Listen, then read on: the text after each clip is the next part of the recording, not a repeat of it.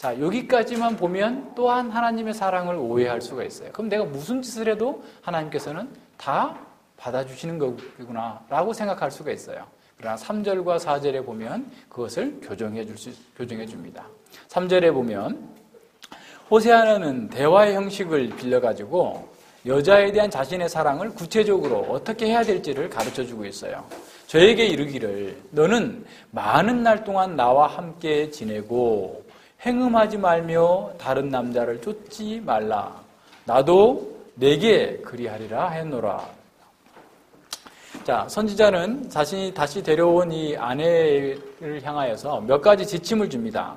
첫 번째는 어떻게 보면 좀 제한적이고 구속적인 거죠. 많은 날 동안 나와 함께 살아야 된다. 이것은 하나님의 그의 사랑을 표현하는 것이기도 하지만 또 어떤 면에서는 그 아내를 구속하는 제한을 두고 있는 것이기도 하죠.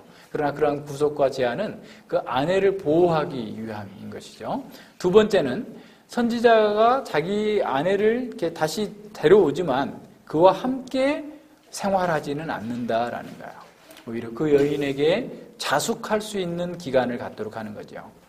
호세아는 욕망을 이기지 못하고 음란에 빠지는 여자를 유혹의 상태에 있는 그대로 방치하지 않고 유혹에서 벗어날 수 있도록 교육적인 조치를 취해주고 있는 것입니다. 여자가 남자를 멀리하고 금욕하는 동안 호세아 자신마저도 그 여자를 가까이 하지 않겠다라고 선언합니다. 그래서 매우 놀라운 일이죠. 여자의 음란의 병을 치료하고 남편에게 바르게 돌아올 때까지 호세아도 그 여인을 멀리하면서 기다려주겠다라는 겁니다. 음란의 늪에서 빠져나오지 못하고 있는 그 여자가 성적인 금욕을 통해서 사실은 그가 그 징벌을 한편에서는 징벌이지만 그가 새로운 출발을 하기 위한 아주 중요한 통과의 의례라는 사실을 기억해야 됩니다. 호세아는 절제된 예정과 신뢰를 갖고 그 여자가 순수한 사랑을 회복할 수 있도록 도와주면서 기다리고 있는 것이죠. 많은 날 동안이라고 하는 그 날, 부부 생활에 기초한 정상적인 결혼 생활을 다시 시작하기 위해서는 많은 기간이, 긴 기간이 필요하다라고 하는 사실을 보여주고 있는 것이죠. 그러니까 여자가 그 자숙의 기간을 잘 이겨낼 수 있도록, 그리고 그 자숙의 기간 동안에 그가 정결하고 깨끗하게 질 수 있도록 호세아는 보호하고 그를 지켜주겠다라고 하는 것이죠. 이러한 호세아의 행동은 사실 1절에서 하나님께서 그 여인을 사랑하라라고 하는 그 사랑의 방식이에요. 그러니까 그 여인을 데려왔기 때문에 그 여인이 하고 싶은 대로 해주라. 그것이 사랑이다라는 게 아닙니다. 분명하게 여기서 봐야 돼요. 그러니까 하나님의 사랑은 그런 구속적 사랑 속에서 우리가 극명하게 드러나지만 또 다른 한편에서 징계를 통하여서 정결케 하는 과정을 통하여서 하나님의 사랑이 지금 잘 드러나고 있어요. 이것을 우리가 놓치면 안 됩니다. 그래서 호세아는 그 여인을 보호하고 그 회복시키고 또 어떻게 보면 징계의 과정을 통하여서 그에게 온전한 사람으로 바꿔나가는 과정들 속에 그의 사랑을 실천하고 있는 겁니다. 그래서 호세아는 그녀를 단지 자신의 만족과 쾌락을 위해서 자기의 유익을 위해서 산 것이 아니라 그녀의 생활을 바꾸고 그녀의 마음을 바꾸고 그의 육체의 정결을 바꿔서 복된 삶을 살도록 그에게 조치를 취하고 있는 거예요. 그래서 호세아는 자기가 소유한 자기의 아내가 자기의 이익이나 자기 만족을 위해서 이용하지 않겠다라고 선언하는 거예요. 그러면서 그 아내가 사실은 그 긴 기간 동안 음욕에서 벗어나는 그런 자숙의 기간을 갖는 것, 그것을 이겨내는 것이 굉장히 어렵지만 남편 된 자신 또한, 그죠? 어떻게 보면 금욕의 기간을 거치면서 정결케 되어지고 또 그 아내를 기다려주는 인내의 시간 맞춰도 사실은 어려운 것이죠. 그러니까 이 두 가지 일들을 동시에 해내는 겁니다. 그래서 오히려 아내의 회복을 위하여서 오랫동안 금욕하겠다라고 하는 호세아의 얘기입니다.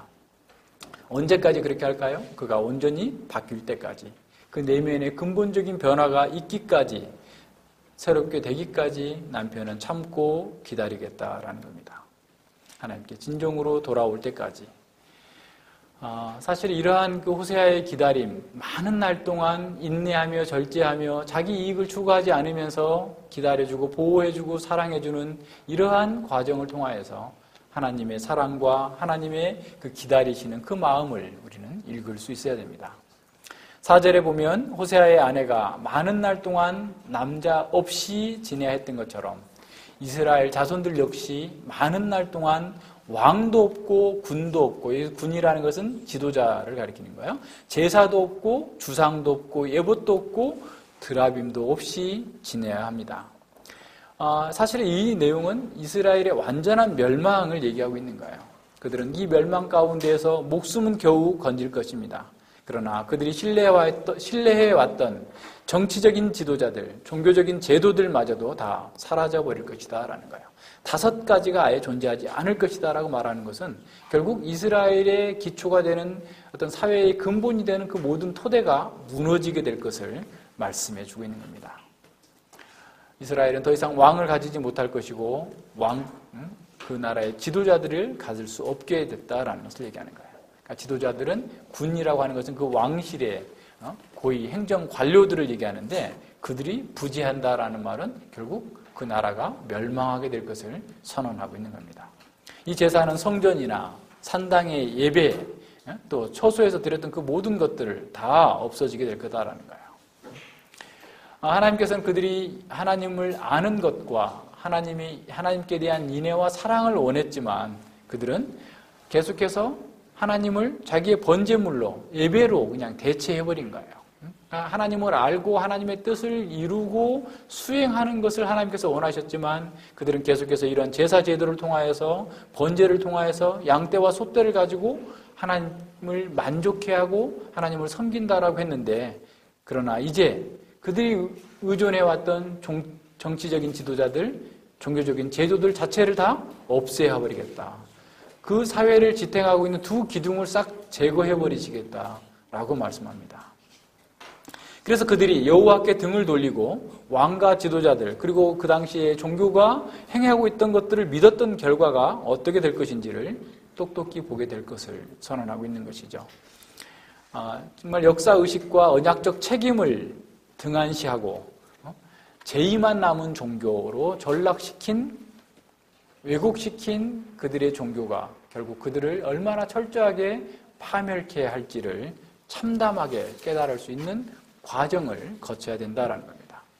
주상이나 이런 드라빔 이런 것들은 아마도 주상은 그 이스라엘 백성들이 우리도 보면 그렇잖아요. 뭐 어디 관광지 가면 예전에 우리 고향에 저는 늘 산에 가보면 그냥 있던 산이고 있던 나무예요. 근데 거기가 관광지로 확대 개편하면서 길을 막 놓고 하면서 거기다 막 편말을 붙여놓은 거예요. 조금 이상한 바위에다가는 뭐라고 막 써놓고, 그죠? 또 나무에다가도 뭘 써놓고. 예전에는 늘 그 길가에 흩어져 있는 건데 조금 모양이 좀 그러면 거기다가 뭔가를 붙여서 거기가 마치 신성이 있는 것처럼 만드는 그런 우상화 작업을 하는 거죠. 근데 가나안 땅에 이런 주상들이 굉장히 많았어요. 특별히 산당과 관련해서 그렇고 바알 신상도 이런 주상들인데 그런 거를 사실은 하나님께서는 그 가나안 땅에 들어가면 그것부터 다 떼부셔서 없애라고 그랬는데 이스라엘 백성들이 없애지 않았어요. 그걸 그대로 받아들여서 거기 가서 주상 앞에서 상술이 나온 밑에서 이 우상 숭배를 했던 거죠. 근데 그것만 싹 없애버리시겠다라는 거예요. 예봇은 제사장이 하나님의 뜻을 묻기 위해서 이렇게 사용했던 그런 건데 그것마저도 없애버리시겠다고 그러는 거고 또 하나 드라빔은 아마도 그 창세기 31장에 보면 그 라반의 딸인 라헬이 아버지의 드라빔을 훔쳐서 오다가 이렇게 결국 이제 그 베냐민을 낳다가 죽게 되잖아요. 그런데 그것은 아마도 가정을 지키는 수호신이라고 여겨졌던 그와 같은 신상들이었던 것 같아요. 근데 그런 것들을 하나님께서 싹 없애버리시겠다라는 거예요. 그러니까 정치제도 또 제사제도 다 없애버리고 그들이 철저하게 많은 날 동안에 하나님을 예배할 수 없는 그런 상태에 나아가도록 그래서 그 모든 것들을 다 버리고 그 속에서 깨끗해지는 시간을 갖도록 하신 이런 징벌을 주시겠다라는 겁니다. 그래서 이스라엘을 지탱해왔던 두 기둥인 정치제도와 왕정제도와 제사제도가 몰락하게 됩니다. 그러니까 사실 그들이 하나님께서 세우신 왕, 하나님께서 세우신 그 제도를 잘 선용했다면 그거 자체가 그들에게 축복의 도구였어요. 그러나 그 제도를 오히려 우상화하고 하나님을 버리게 됐을 때 그것이 자신들을 파멸로 이끄는 아주 심각한 흉기가 되어버린 것이죠. 오늘날 우리에게도 마찬가지입니다. 하나님의 말씀과 하나님을 예배하고 하나님 안에서 사는 이 특권은 굉장히 중요하고 훌륭한 축복의 통로가 되지만 사실은 그것에서 하나님을 제외해버리고 그 자리에 자신을 두고 그 자리에 세상의 것들을 두게 된다면 오히려 그것은 우리를 파멸로 이끄는 아주 흉기가 될 수 있다는 사실을 기억해야 됩니다. 이스라엘은 하나님께서 많은 날 동안 정치 지도자도 없고 제사 제도도 없는 이런 상황 속에서 참으로 고통과 어두운 날을 보내야만 했습니다. 그러나 그들이 그렇게 어려움을 겪고 고통을 겪는 것은 하나님께서 회복시키시는 사랑의 연단임을 알고 그 하나님의 사랑의 표지 안에서 하나님께 순종해야 되는 거예요. 그런데 우리는 여기서 본문이 말하고 있지 않는 한 가지를 더 기억해야 됩니다. 하나님께서 이 5가지를 다 버리게 하셨지만 하나님의 말씀을 버리지 않았어요. 하나님의 율법을 빼앗지 않았어요. 그래서 이스라엘 백성들은 포로기에 회당 제도가 생겨나게 되는 거예요. 계속해서 회당을 통하여서 하나님의 말씀을 읽고 배우면서 자신들을 정결케 하는 것이었고 그것이 사실은 메시아 시대의 복음을 받아들일 수 있도록 배태할 수 있는 아주 중요한 하나의 도구가 되었던 거예요. 하나님의 말씀을 빼앗아가지 않았어요.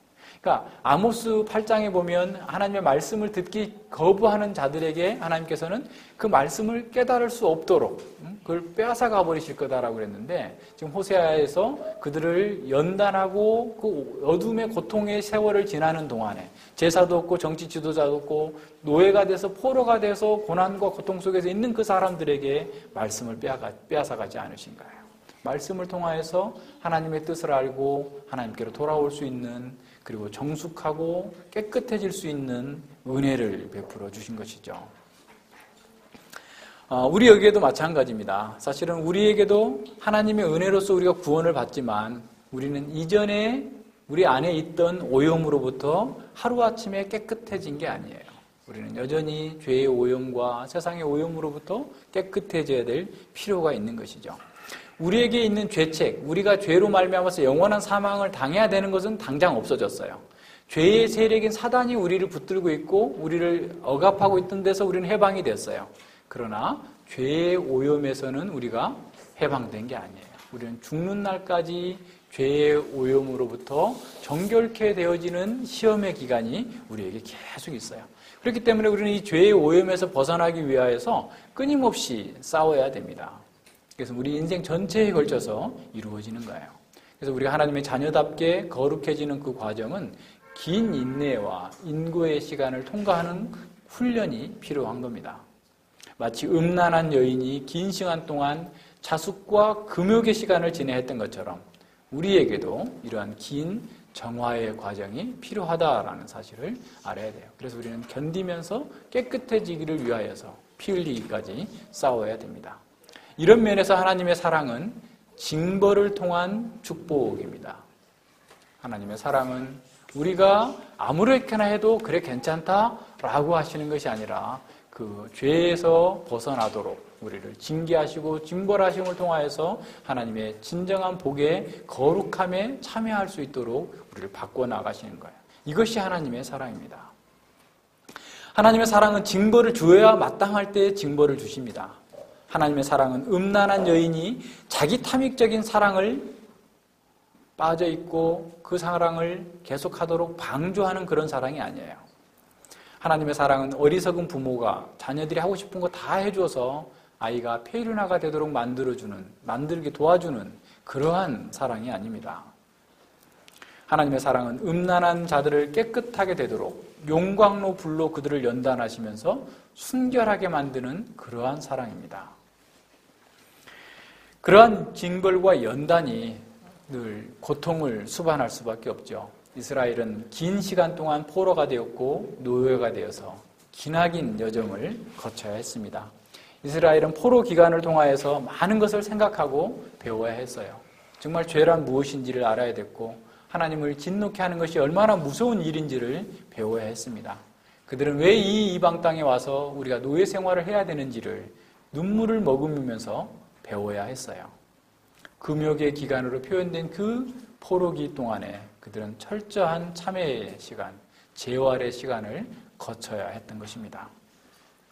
하나님께서 우리에게 시련의 풀무불을 지나도록 하신다면 이는 우리를 정련하기 위한 하나님의 사랑의 결과입니다. 우리를 징계하시는 것은 우리가 더욱더 거룩해지도록 만드시기 위한 하나님의 사랑의 방법이에요. 하나님께서는 우리가 시험을 당하는 그 상황 속에서도 사실은 아비가 자식을 불쌍히 여김같이 여호와께서 자기를 경외하는 자를 불쌍히 여기신다라고 약속하셨어요. 하나님께서는 하나님의 백성을 결코 헛되게 고생하도록 만들지 않아요. 무슨 말인지 알겠어요? 우리가 만약에 고생을 한다면 그 고생을 통하여서 하나님의 사람으로 하나님의 그리스도의 형상으로 빚어가는 과정이다 말이에요. 헛되게 고생하지 않도록 하신다는 것을 기억해야 돼요. 우리는 알 수 없지만 하나님께서 우리에게 고난을 허락하셨다면 하나님의 무한하신 지혜에서 나온 결과예요. 그래서 우리는 그 고난의 동안에 하나님의 말씀을 붙들고 그 말씀에서 요구하는 방식대로 살기 위하여서 힘쓰고 애쓰고 생각해야 되는 겁니다. 그래서 우리가 겪고 있는 고난 속에서 배워야 할 진리가 무엇인지, 우리가 어떻게 변화되어야 될지를 잘 살피고 연구하는 시간을 가져야 됩니다. 그래서 제이시 라일 목사님은 이렇게 말했어요. 꿀벌과 같은 신자는 가장 쓰디쓴 꽃에서도 달콤한 꿀을 모을 줄 안다. 무슨 말인지 아시겠어요? 그러니까 우리가 가장 힘든 그 상황 속에서도 우리는 하나님께서 가르치시는 그 진리의 말씀을 배워서 변화될 거라는 거예요. 우리가 그런 신자들이 돼야 돼요. 아무리 어려운 상황이 있다 할지라도 그 어려운 상황에 압도돼 버려가지고 거기서 가라앉아 버리면 안 돼요. 그 어려운 상황 속에서 그 쓰디쓴 꽃 속에서 하나님께서 주시는 그런 달콤한 꿀을 모아서 우리의 눈이 열리고 영의 눈이 열리고 귀가 열려서 하나님께 더욱 가까이 가는 기회로 삼아야 됩니다. 자, 그런 과정을 통과한 사람들이 5절에 나타나죠. 그 후에 저희가 돌아와서 그 하나님 여호와와 그 왕 다윗을 구하고 말일에는 경외함으로 여호와께 와 그 은총으로 나아가리라. 이 선지자의 시선은 이스라엘의 현재의 징계와 또 장차올 심판, 그 이후 더 먼 미래를 내다보고 있습니다. 그 후에라는 말은 이스라엘이 연단의 과정을 거치고 난 후에 그들이 돌아오게 될 때를 말씀하고 있는 거죠. 이 돌아오다라는 말은 히브리어 동사 슈보우죠. 이 원래 상태로 돌아오는 거예요. 그렇다면 하나님과 이스라엘이 좀 온전한 관계 속에서, 출애굽의 관계 속에서 신혼의 광야의 생활을 했었던 것처럼 정말 온전하게 서로를 이해하고 서로에게 충성하는 신실한 관계로 돌아오게 될 것을 얘기하고 있는 거죠. 그러니까 바알과 모든 우상들과의 관계를 다 끊고 하나님께 순결한 처녀가 되어서 나오는 그런 과정의 상태를 얘기하고 있는 겁니다. 그들은 이러한 징계의 과정을 통하여서 하나님께서 베푸신 사랑을 깊이 경험하고 하나님께로 다시 돌아오게 되는 거죠. 하나님의 채찍마저도 그들을 하나님의 품으로 이끄시는 사랑의 채찍이었다라는 사실을 알고 기쁨으로 하나님께 나오는 겁니다. 왕정과 제사제도의 부재는 파국적인 심판을 의미했지만 이스라엘의 멸망이 하나님의 최종적인 목표가 아니었다라는 것을 보여주는 거죠. 모든 것을 빼앗아가는 징계를 통하여서 이스라엘은 구원의 기회가 다시 주어지고 있음을 보여주는 겁니다. 오랜 심판의 끝에 돌아온 자들이 자연스럽게 그 하나님 여호와와 다윗을, 그 왕 다윗을 찾는 그런 상황이 벌어지게 되는 거죠. 첫사랑의 하나님, 그 언약의 하나님을 찾아 나오게 된 겁니다. 바알과 풍요의 죄를 버리고 오직 하나님께 응답하면서 나오는 이스라엘의 회복을 보여주고 있는 겁니다. 하나님의 이런 오랫동안 인내하시고 오랫동안 징계한 것이 아무런 성과 없는 것처럼 보였지만 실제로 하나님의 사랑의 징계는 그들이 하나님을 찾고 하나님께서 세우실 그 왕 다윗을 찾도록 만들어주시는 거죠.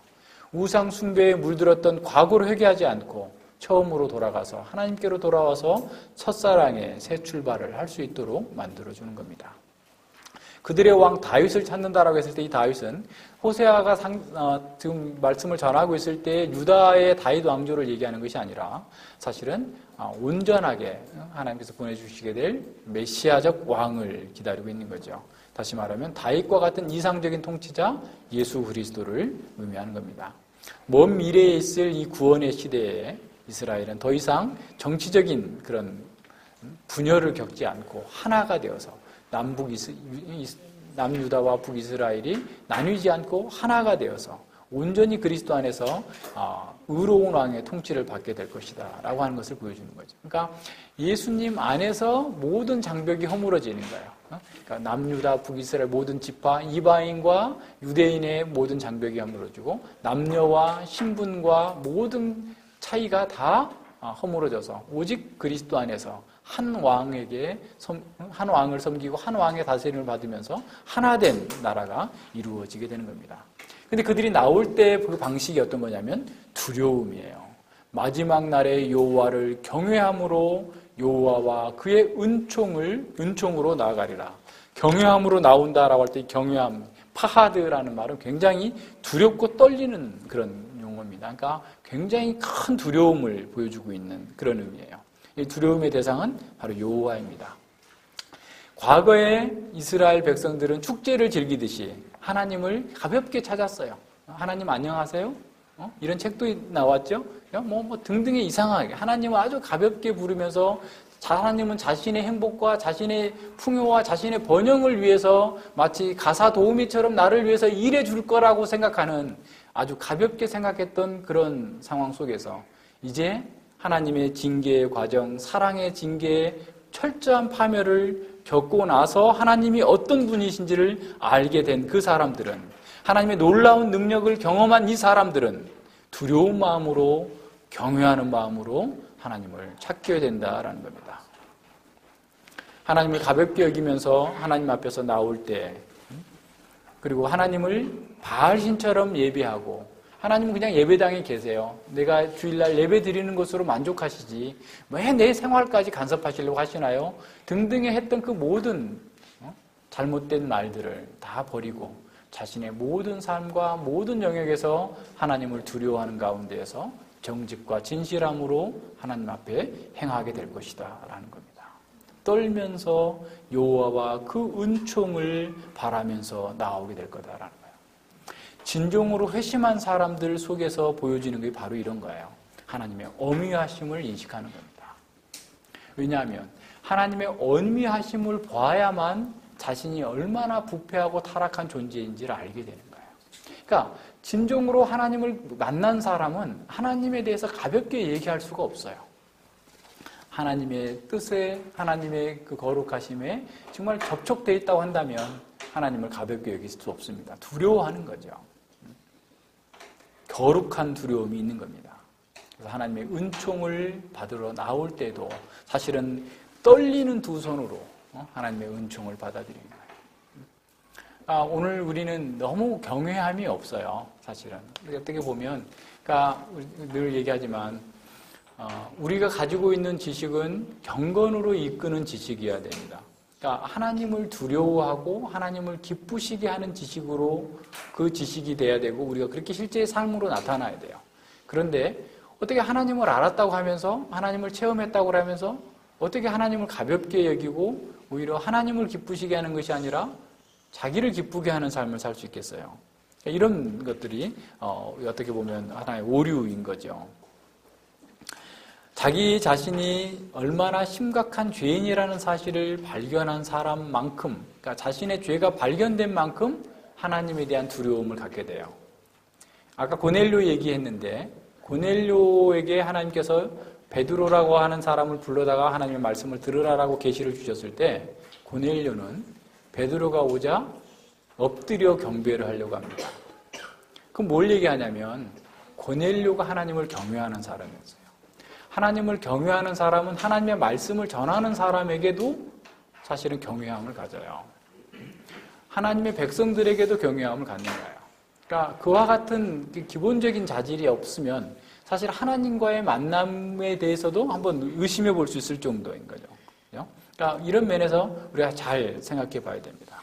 그래서 하나님의 그 신실하심, 하나님의 그 두려우신 그 능력과 은혜를 경험했다면, 한번 역사적으로 한번 생각해 보세요. 이스라엘 백성들이 우리가 계속 보지만, 지금 선지자를 계속 보지만 계속해서 부지런히 선지자들을 보내서 회개하라, 돌이켜라 계속 말씀을 주셨음에도 불구하고 그것을 거부하고 완전히 멸망당해가지고, 사실은 그들이 몇백 년 동안, 사실은 어떻게 보면 뭐 그 이후에 2700년 동안 흩어져 있는 사람들도 있는 것 같아요.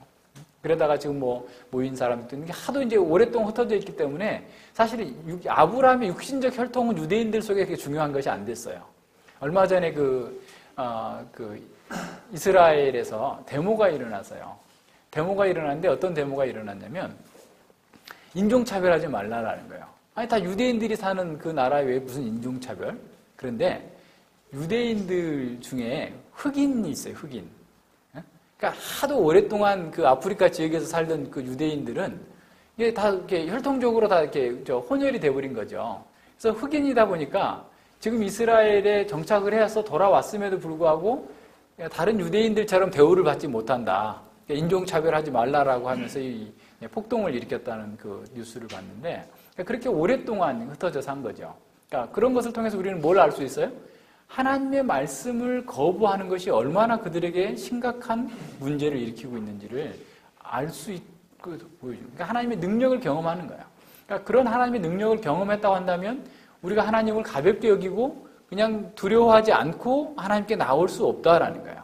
그래서 하나님을 두려워하는 것, 하나님을 경외하는 것이 사실 우리의 진정한 참된 회심을 보여주고 있는 하나의 바로미터가 될 수도 있어요.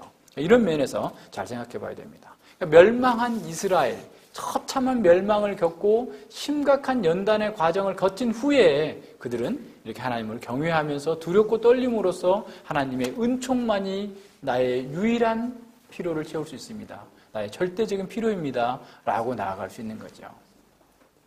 하나님의 거룩하심에 대한 두려움을 갖는 것, 그것이야말로 우리가 정말 하나님을 아는 자로서의 바른 자세임을 보여줍니다. 그런 사람이 하나님의 은총을 받아 누릴 수 있게 되는 거예요. 하나님의 사랑은 우리를 참된 회개로 이끌어 주십니다. 그 회개는 하나님을 향한 갈망으로 바꿔주고, 하나님을 향한 갈망은 하나님께 대한 깊은 두려움과 경외감으로 우리를 이끌어갑니다. 하나님을 경외하는 자에게만 하나님의 은총이 가득 담긴 창고가 열려요. 하나님을 경외하는 사람만이 그 비밀을 알고 있어요. 하나님을 경외하는 사람만이 하나님의 은총의 창고에 가서 마음껏 필요한 것을 가져올 수 있다라는 겁니다.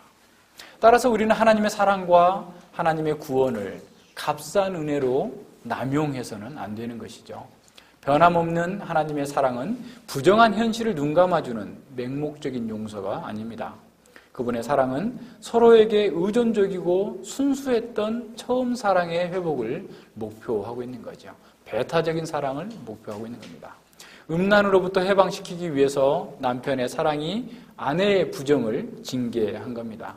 남편이신 여호와와 아내 이스라엘 사이의 단절은 영원한 결별이 아니라 새로운 시작을 위한 정화의 기간이었습니다.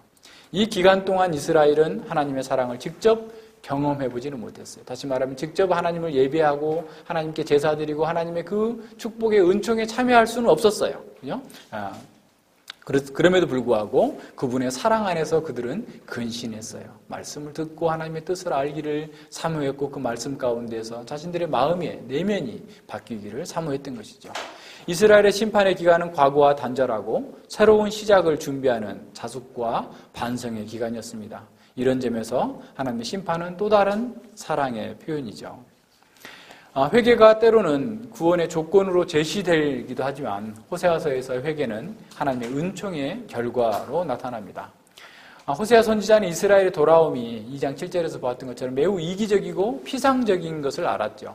뿐만 아니라 스스로는 전심으로 하나님께 돌아올 수 없게 되었다는 사실도 알고 있었습니다. 그들이 하나님께 돌아오지도 않고 또한 돌아올 능력도 없다면 어떻게 구속사가 진행될 수 있을까요? 한쪽의 일방적인 거절로 계약이 완전히 파괴되었음에도 불구하고 하나님과 이스라엘의 관계가 어떻게 지속될 수 있을까요? 인간 편에서라면 그건 전적으로 전혀 불가능한 일이지만 여호와의 은총이 있기 때문에 다시 회복의 문이 열리게 되는 겁니다. 이스라엘의 정치적이며 종교적인 우상 숭배는 징계를 받아야만 했습니다.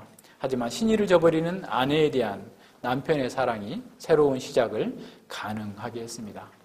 얼핏 보면 이스라엘의 회개가 징계에 대한 반응인 것처럼 보이지만 사실 3장 1절에서 이미 선언하고 있는 것처럼 오직 여호와의 사랑만이 이스라엘의 구원을 결정하는 유일한 원인임을 보여줍니다.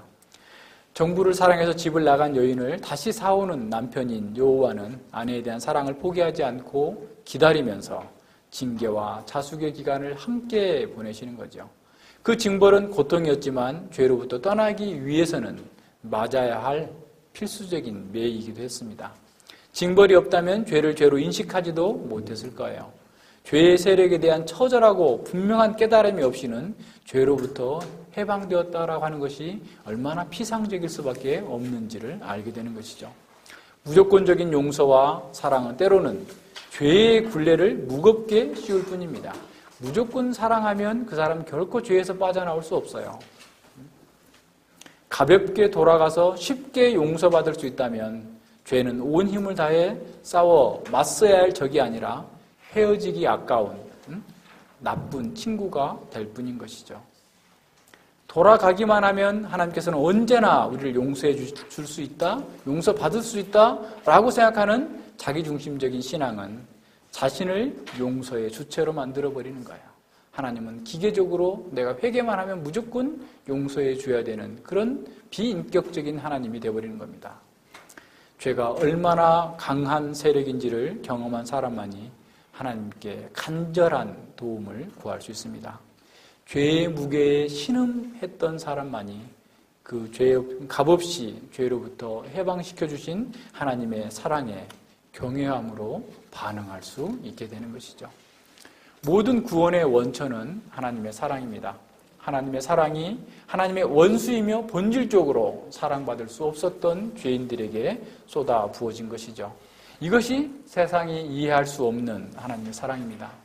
타락한 세상에서는 인간적인 사랑은 사랑스럽게 보이는 자에게만, 자기와 관련된 자에게만 주어집니다. 그러나 하나님의 사랑은 하나님의 성품 그 자신 속에서 솟아나는 것이죠. 그래서 하나님께서는 반역한 세상도 섭리적인 사랑으로 돌보고 계십니다. 악인과 선인에게 햇빛과 비를 공히 내려주시는 거죠. 반역한 자들을 구원하시기 위하여서 자신의 가장 사랑하는 독생자를 주시는 구속적인 사랑입니다. 또 하나님은 자신이 이스라엘을 선택하신 것은 그들이 마치 선택받을 만하기 때문이 아니다라고 말씀하십니다. 하나님께서 그들을 사랑하셨기 때문에 선택하셨다. 그들을 사랑하셨기 때문에 그들을 사랑한 것뿐이다 라고 얘기하는 거예요. 그 외에 달리 설명할 방법이 없어요. 하나님께서 왜 나를 사랑하셨나요? 내가 사랑했기 때문에 너를 사랑한다. 그 외에 다른 방법, 얘기할 수 있는 방식이 없습니다. 이런 사랑을 경험한 사람은 변하게 돼 있어요. 하나님을 경외함으로 하나님을 사랑하게 되는 거죠. 그리스도의 사랑은 다양한 차원에서 우리의 사랑은, 그리스도인의 사랑은 다양한 차원에서 하나님의 사랑을 반영할 경우에만 이해될 수 있어요. 그리고 그 사랑을 잘 실천할 수 있어요. 하나님의 사랑을 반영할 때에만 실천할 수 있는 거죠. 하나님의 사랑을 아는 사람은 하나님을 사랑하게 되죠. 하나님을 사랑하지 않는 것이 사실은 우상숭배의 핵심입니다. 그러니까 하나님보다 자기를 더 사랑하는 것 우상숭배죠. 하나님보다 남편, 하나님보다 자식 사랑하는 것 우상숭배예요. 하나님을 가장 사랑하는 것이 가장 온전한 하나님과의 신실한 관계를 맺는 것입니다. 우리가 만약에 우상을 숭배한다면, 하나님보다 어떤 것을 더 사랑한다면 하나님께서는 우리를 질투하시고 우리에게 진노를 쏟으실 거예요. 야고보서 4장 4절과 5절에서 이렇게 말씀합니다. 간음하는 여자들이여 세상과 벗된 것이 하나님의 원수임을 알지 못하느뇨. 그런즉 누구든지 세상과 벗이되고자 하는 자는 스스로 하나님과 원수되게 하는 것이니라. 너희가 하나님이 우리 속에 거하게 하신 성령이 시기하기까지 사모한다 하신 말씀을 헛된 줄로 생각하느뇨. 우리가 하나님보다 세상을 앞세우는 것, 하나님보다 그 어떤 것을 앞세우는 것이 우상숭배이고, 그것은 우리를 사랑하사 그 독생자까지 주신 하나님의 시기와 질투를 유발하는 것이에요. 그렇기 때문에 우리는 만약에 그렇게 된다면 하나님께로부터 사랑의 징계를 받아야 되고 그 징계의 과정을 혹독하게 통과해야 할 수도 있어요. 자, 우리가 하나님을 사랑하고 교회와 형제 자매를 사랑하는 것은 하나님의 사랑에 응답하는 방식입니다. 우리의 사랑은 우리의 의무이기도 하지만 동시에 우리 스스로는 할 수 없는 성령의 열매이기도 해요. 그래서 그 사랑은 겸손과 온유로 교회와 세상에서 구현되어져야 됩니다. 사랑하는 사람은 겸손하는 사람이에요. 사랑하는 사람은 온유한 사람입니다. 그 사랑하는 사람은 다른 사람을 위하여서 하나님의 사랑을 나타내 보일 수 있는 그런 사람이죠. 우리는 그리스도 안에서 금지된 종류의 자기 사랑, 자기 정욕적인 사랑을 십자가에 못 박아야 됩니다. 그리고 동시에 자기를 부인하는 것으로 주님을 사랑하는 주님의 사랑을 더욱더 닮아가야 됩니다. 우리는 우리의 믿음의 가족 안에서 사랑하는 그 사랑은 사실은 삼위일체의 하나님의 내적 사랑과 같은 그런 반영을 나타내야 돼요. 예수님께서 마지막 그 십자가 못 박히시기 전날 밤에 요한복음 17장에서 이렇게 기도하고 계시죠. 내게 주신 영광을 내가 저희에게 주었사오니 이는 우리가 하나 된 것 같이 저희도 하나 되게 하려 함이니이다. 자, 예수님께서 하나님 성부께서 성자에게 주신 그 영광을 예수님의 제자들에게 그 영광을 주셨어요. 그러니까 우리는 예수님 믿는 사람들은 하나님의 영광을 담지한 사람들이에요. 그죠? 자, 그렇게 했는데 왜 그랬냐면 곧 내가 저희 안에 또 아버지께서 내 안에 계셔 저희로 온전함을 이루어 하나게 되게. 그러니까 하나님과 성부 하나님과 성자 하나님이 하나 된 사랑을 하는 것처럼 저희 공동체 속에서 하나가 되도록 삼위일체 사랑을 반영할 수 있는 공동체로서 힘과 능력과 영광을 소유하도록 우리를 위하여서 교회를 위하여서 기도해 주고 있는 겁니다. 아버지께서 나를 보내신 것과 또 나를 사랑하심 같이 저희도 사랑하신 것을 세상으로 알게 하라 하십니다. 하나가 되어서 정말 서로 사랑하는 걸 통하여서 참으로 하나님의 백성들이 사랑의 사람들, 사랑의 공동체라는 사실을 알려주고 깨닫게 되고 그것을 통하여서 세상에 빛이 되고 소금이 되도록 예수님께서는 기도하신 것이죠. 그래서 우리는 이렇게 예수님의 사랑, 성삼위 하나님의 내적인 사랑을 늘 배워야 됩니다. 뿐만 아니라 우리는 사랑스럽지 못한 자들, 원수까지라도 사랑하시는 하나님의 사랑을 열심히 배워야 합니다. 그러니까 의지적인 사랑으로 나아가야 돼요. 우리의 감정에 우리는 매몰되어 있어서는 안 됩니다. 하나님께서 원하시는 것이면 내 감정이 그걸 허용하지 않더라도 그렇게 하려고 해야 되는 것이죠. 우리의 마음과 행동으로 사랑하는 것을 배우면서 하나님의 사랑이 우리가 행하는 모든 사랑의 동기와 기준이 돼야 돼요. 하나님의 사랑의 근거에서 내가 이 일을 하고 있는가? 하나님의 사랑의 근거에서 내가 이러이러한 과정들을 잘 해내고 있는가? 이런 것들을 점검해 봐야 되는 것이죠.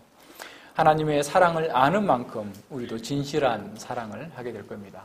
그리고 하나님의 사랑을 균형 있게 바르게 아는 것을 통하여서 참으로 하나님의 사람이라는 사실을 사랑함으로 드러내도록 해야 됩니다. 같이 기도하겠습니다.